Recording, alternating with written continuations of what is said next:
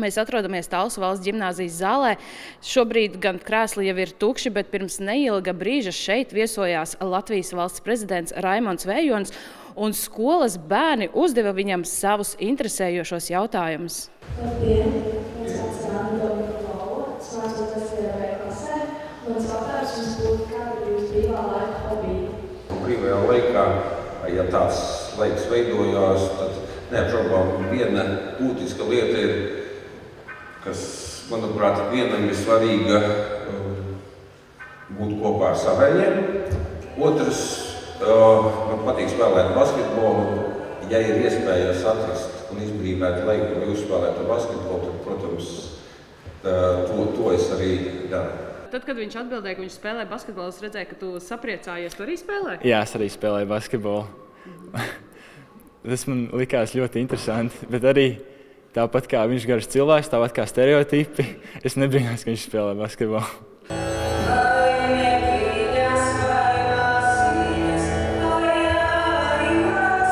Nu, kā tad bija dejot prezidentu kungam?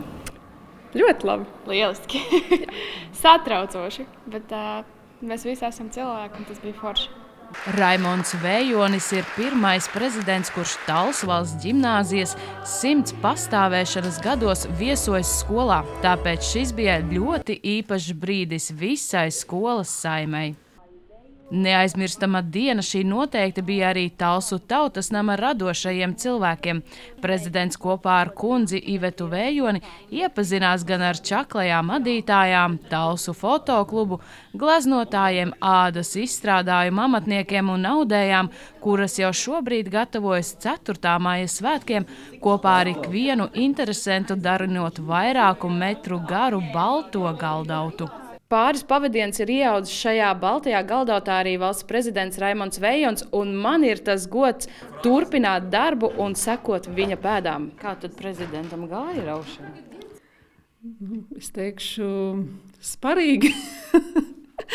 Atspoli šāva, atspoli lidoja, un piestiens bija labs. Prezidenta kundze arī iauda kādu dzīparī. Galdauts tiks izņemts no stelēm.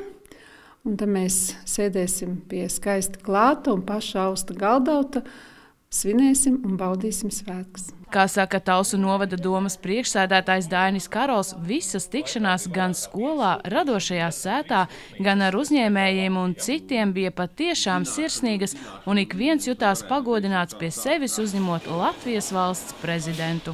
Es ar gandarījumu varu atzīt, ka viss ir noticis sekmīgi, plānošana bijusi precīzi, jo grafiks valsts prezidentam šajā reģionālā vizītē ir diezgan saspringts un ir vēlmes satikt daudz, uzzināt daudz, un esmu gandarīts, ka mūsu novads šo iespēju arī dod. Talsos bijis pietiekami bieži, protams, dažādās kapacitātēs, un man ir bijusi līdz ar to iespēja novērtēt, kā Talss attīstās, un man tiešām ir prieks par Talsiem un talseniekiem, ka pilsēta attīstās, veidojās arī infrastruktūra.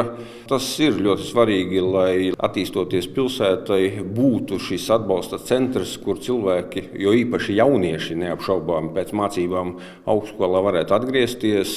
Latvijas valsts prezidents Raimonds Vējonis tikās šodien arī ar Talsu novada domes deputātiem, ar mūsu novada uzņēmējiem un mājražotājiem. Savukārt viņa kundze Iveta Vējone viesojās ģimeņu un bērnu atbalsta centrā Brīnumiņš, pirmsskolas izglītības iestādē Sprīdītis un Talsu novada muzejā. Sižetu veidoja Baiva Demberga, Ģirds Grenevits, Talsu televīzija.